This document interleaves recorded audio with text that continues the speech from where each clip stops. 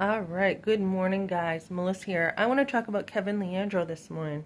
I started a video and my alarm went off and it stopped. But let's talk about how Kevin Leandro, hi Kevin, you said you're watching my videos. Hi, Kevin's lawyer. He says he has a lawyer. He's coming on my channel harassing me and he says he has a lawyer. Um, for defamation when Kevin has lied in court, committed perjury. Let's talk about this. Committed perjury. Let's talk about Kevin Leandro's lies, saying that he put a restraining order on me, saying I was by his house in New Hampshire when U-Haul records show I wasn't even close. Let's talk about defamation, that if anyone has a right to that, that would be me, with him lying about me in court, lying about Carrie, lying about me on Facebook, his mother, Donna May, lying about me, Robert May lying about me, Carrie May lying about me. We could go on, right? But I've chosen to forgive. And sometimes people don't know what to do with forgiveness. Like my husband said, I came here and left him in New Hampshire in his truck. He's a big boy, right? He's a big boy. He knows how to get out of his truck and learn how to live, right? But anyways, he had agreed I'd come to Colorado. So there's really nothing that has been a lie. Kevin has shot himself in the foot again, putting a restraining order on me, but coming on my channel here to harass me.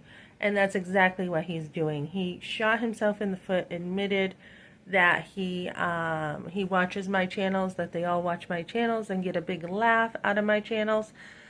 I don't know what they're laughing at, but yeah, that's harassment, right? So I did put in a motion to the court to fight the principle that my husband got away with 33 years of marriage with leaving me in the muck and leaving me with nothing. So my husband has a responsibility still to his wife, or his ex-wife, whatever you want to call it, to take care of me. He still does. He was married for 33 years. He chose to be married to me, and he has a responsibility. So I am fighting for that. And also, I have forgiven my husband for his lies and the way he's acted toward me. And I have been willing to work out things and reconcile. And this is very scriptural. When somebody wrongs you, it even talks about before you give anything to a church, go work it out with your brother or your sister. This is how promptly things are supposed to be worked out. He held bitterness and anger in his heart over the littlest things for years. His parents influenced him. He was still upset when we had gotten counsel about the trailer and trying to blame his lack of motivation in working on me. So he just didn't want to handle the finances at all. I would say, Ben, where do you want this to go? Where do you want that to go? I don't know. I don't know. He didn't want to take responsibility for his life. And being in the truck was a very good thing for him because he had to learn how to take responsibility for himself. So he still needs to learn this. Sometimes people have a very fragile ego. They don't know what to do with the shame that they feel, and they don't even want to accept forgiveness. So there is no reason after a divorce for your husband to still be watching your channel. Even before I put in court papers, he was still watching my channel. Kevin Leandro has tried to twist this. And if anyone has a case for defamation, it would be me. And I have put that aside. I have not gone after any of them for defamation because I've chosen the better principle, and the better way to live is forgiveness, just to forgive. They know not what they do. That's what Jesus said, and that is the way it is with people who hate. Why would they hate me? I have no idea why. Have I wronged them somehow? I haven't done anything to them. What have I done? I've been very good to my in-laws. I was over there all the time. They had issue, I even brought the grandkids over after being called a gold digger and being mistreated. So, there's nothing I've really done to them. They just don't like that I am a Christian, and they don't like that they couldn't control their son. So their son did not want anything to do with them, and because of that, they had harassed him at work They disowned him. They did all kinds of things to him.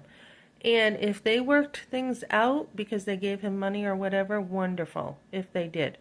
Wonderful if they worked out a relationship instead of buying him. Ben always said that they would buy people off. That's how Ben felt. He always said it was about the money with them. So, as far as Kevin trying to say, I said their home belongs to me, I'm saying, for clarification, instead of Kevin leeching off Ben and his family, as Kevin did, collecting rent that was my money too in marital assets, he also does not deserve nor need to continue to leech off Ben. Um, so Ben is Ben's family. They have been my family for years, and if anyone has a right to that home after, his parents and Carrie, it would be Ben and then me and the boys. And that is what I am saying, more than Kevin. So Kevin continues to leech off Ben's life. He continues to speak for Ben, and he told me I should shut up. I think it's time Kevin shuts up and minds his business, because this is none of his business. He comes on my channel after putting a restraining order on me and harasses me. So, again, he shot himself in the foot. So Kevin can get all the lawyers he wants. Kevin, you can get all the money you want, and the truth will stand. The truth is, Ben has been watching my channel and laughing and having a good time, as Kevin admits, and that's because he's still in love with his wife. That's why. A man who wants his freedom and has gone this far to be like, oh, I want a divorce and I want my freedom, would not be dealing with a woman that he has divorced unless he's still in love with her. And many men who find themselves, and this is just a principle, find themselves still trying to have contact as he is with me by watching my channel after a divorce, is because they are still in love with their wife. So the fruit is known, a tree is known by its fruit, right? And this is what his actions are saying. So there would be no reason for him, as he said 2 years ago, he moved on. There would be no reason for him to watch my social media, none at all. And his parents, if they really didn't want to, bother with me, they would not be watching either. So this is really, there is a lot of control and manipulation trying to control me here. And freedom of speech is something we have in America. And as long as you are using it to tell the truth, which I have, that Kevin has lied about me, saying my husband never hit me or touched me. He threw me. I had bruises on my wrists. And we worked past that. He was very sorrowful and he was forgiven. And then he lied about me in the whole community to get a divorce. So if anyone has a right to defamation, it again is me. And I suggest Kevin shut his mouth again and mind his business. He's not part of this anymore. And Kevin lies constantly. Kevin Leandro is a big fat liar. He has lied with the, he has represented himself an image that looks true and trustworthy in the community, when in fact he has committed perjury and he has lied about me being by his home. And this is the type of man who ran in politics to be your politician, to be your public servant, a man who has lied. And thank God he lost, huh? Thank God. Because they say politicians are dirty, and they say never trust a politician. And there are some politicians out there who are running, and they're doing a lot of hard work, and they're doing a good job. But someone like Kevin Leandro has put a bad name on politics once again. He has gone around lying through his teeth, and he is a bad apple.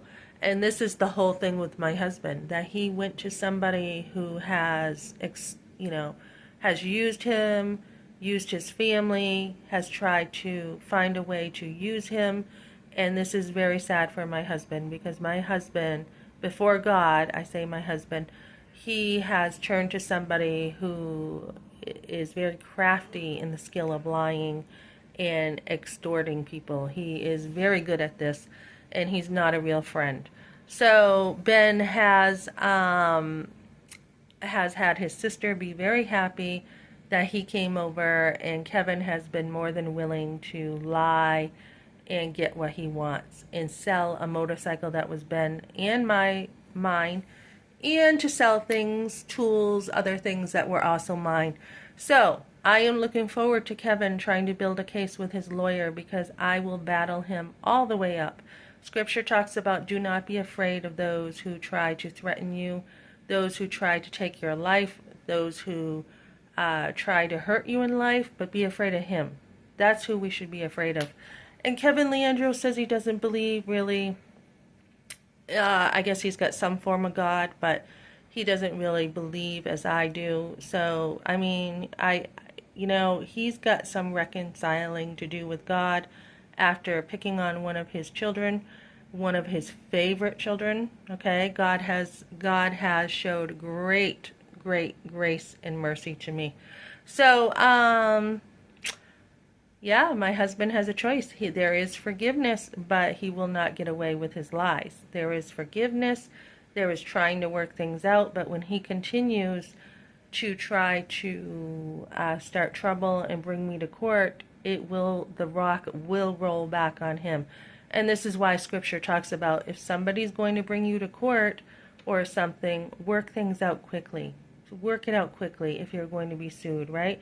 If you were to go to debtor's jail, you would be like, oh my goodness, I'll do anything to work things out. I'm so sorry. Please don't make me pay, thousands of dollars for years. Please, get me out of jail. That is the whole mentality of reconciliation, is to work things out before there is no chance of working things out, and you live with that regret. So if you have that same urgency of, oh my goodness, please, have mercy on me, that is the mindset of reconciliation. You know what? I did wrong. I'm going to take ownership, and that's it. It's not saying, okay, I'm going to be stubborn about this and not work things out. So my husband, if he wants to continue to fight, he is only hurting himself. He has opportunity to work things out, to reconcile, and be like, you know what, I did lie about you in front of the whole entire community. I did allow Kevin Leandro to lie about you being at the house. I allowed Kevin Leandro to come after you. You have been my best friend all my life, and then I allowed a scoundrel like Kevin Leandro to get in between us. There is extreme ownership that my husband needs to take, and he has been very hateful to me.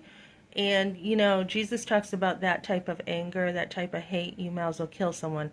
So that is how destructive he has been when I haven't done anything to him. Because he couldn't get his way, because he lost a home. He's bitter. He doesn't deserve a home because he wasn't willing to take responsibility for that home. So he did not deserve it. He was not willing to do what it took. So, I had to work. I had to pay for that home. And he did not deserve it at all, because he wouldn't even have a conversation with the landlord. So to blame that on me, that is on him. And he has to live with himself. So he can either reconcile and, be like, I was wrong and I take full responsibility, or he can live in the kind of muck he has created for himself. God has certainly taken care of me, and he will continue to take care of me and his sons. But he has an opportunity here for some grace, and it's up to him whether he wants to take it or not. It's a choice. And just like when Christ dies for people and he offers forgiveness, people have a choice. They can go on their self-willed way and go to hell, or they can accept God's grace and forgiveness in their life.